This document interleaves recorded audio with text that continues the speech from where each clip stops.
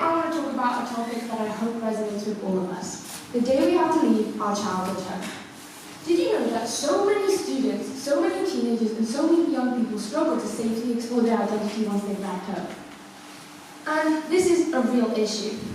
Identity. It's a discussion in itself.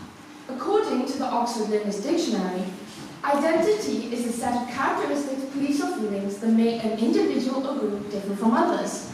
But according to the Children's Society, identity is different to different people. It may be what music you listen to, who you hang out with, or what ethnicity you are. Simply put, it's who you are. Hello everyone, I'm here today to talk about a topic that I hope will resonate with everyone in this room and more people. The day we have to leave our childhood home. Again, that would look different for all of us. It could be moving in with relatives, getting a new job, or like me, going to college. This experience can throw up lots of different emotions. And if we take a moment and sit back and remember how we felt during those times, I wonder if any of you will resonate with how I felt. Because it was all of them. I felt all of the emotions. It was a painful but necessary and guilt-ridden experience. I felt like I was going on a journey to leave who I was, to figure out who I am, without the influence of my home, without the influence of societal pressures and very different cultural normatives and environmental factors that built me up to be who I am today. This is a concept known as identity formation. It's a complex, lifelong process of developing your own unique sense of self, personal continuity, and purpose. And unfortunately, but fortunately for us, it is primarily focused in adolescence. Yes, that's us. The big question of who am I is asked often, but really is the question, who am I without the influence of my home? Without the influence of your country, without the influence of the societal pressures and cultural normatives that have made you who you are, without friends or families, or even your parents. And although I'm still in my home country, an international college is its own world in itself. When you don't seek to know who you are, this can result in an identity crisis. The identity crisis is something you can experience between the ages of 12 and 35, and is essentially when you don't know where your life is going, who you are, or what your purpose is. And 37% of individuals who say they're currently going through an identity crisis happen to be teenagers. An identity crisis normally happens to people who have been hoisted from the nest without learning if they're a bird who will gracefully fly away, or a bunny who will plummet to the ground. And in my own context, I did not come from an international diverse family, with connections to private schools or ties to other countries. I come from a place where people tend to reside exactly where they are, which is okay. But I wanted to explore beyond my horizons. I'm currently at an international school with hundreds of students who are amazing people and speak 5 different languages and have lived in 5 different countries and are confident, coherent public speakers. I, for one, am none of those things.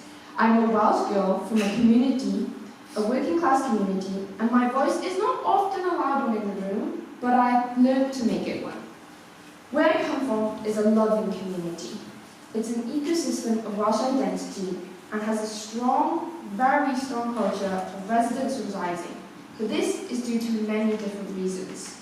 The lack of opportunities available to the Welsh valleys is prevalent, and I am incredibly fortunate to be able to broaden my horizons and reach for international educational experiences like I'm experiencing right now. But differences in class and the realities of socio-economic difficulties are not often prevalent in such diverse spaces such as these. I don't plan on being resolute with myself, nor what I'll say today, because currently I'm in the middle of my own resolution.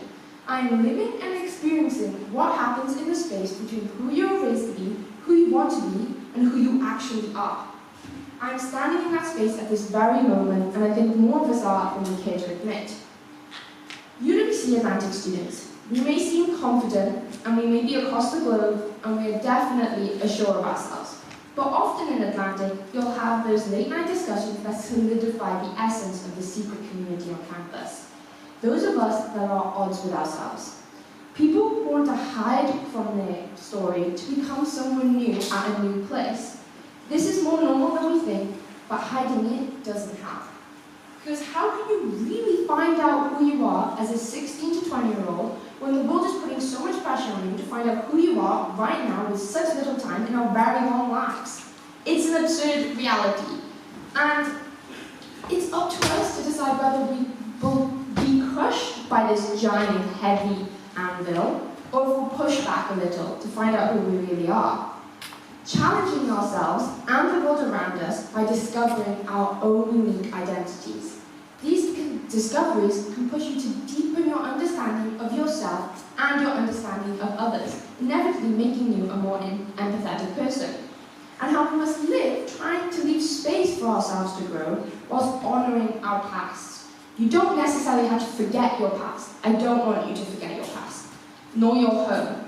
But you have to give yourself space to discover who you're going to be. Both can coexist, but we have to find that space in between. This can be done by experimentation, looking at the world like it's an opportunity, possibilities shining through a brightly coloured kaleidoscope. And experimenting in the current day and age is finally gaining popularity again. But for a while, it was shielded by embarrassment. The quote, "What if I fall? Oh, but my darling, what if you fly?" encourages embracing risk and overcoming the fear of failure by focusing on what the potential for success is. And that is exactly what experimentation will help you do. Due to postmodern fragmentation, the concept that the modern world dehumanizes identity has replaced deep personal growth with superficial knowledge. Postmodern fragmentation is a kaleidoscope of fear. Fear of embarrassing yourself in front of others or online. We now have phones pointed in every direction, trends are changing left and right, and expectations are increasingly rising for the youth. People believe that they may know what their identity is. People see themselves reflected in the media, but this is only the surface of identity. The individuals who really know themselves, despite this dehumanization, are those who have experimented the most and who have figured out how to achieve living and leaving space for growth, are the people who you must talk to be able to experiment. Ironically, we have become so frightened of being unique that humanity in itself deems someone who knows their identity as unique. UWC creates an environment where we have the opportunity to safely explore our own identities. These opportunities exist in our communal spaces. Those controversial late-night discussions you may have over cheese toasties in the day room, which is where we reside at Atlantic College, or the films that you may watch in languages you don't understand. I don't know a single word of Hindi, but I've watched many films. Experimentation is also what society does not want you to do. And this is why you must try your best to experiment. Because the more youth that experiment with their identities, the better we will become as a society and as a generation at honouring our past, whilst leaving space for our own selves to grow. And that will reduce this increasing growing pandemic of postmodern fragmentation. Thank you.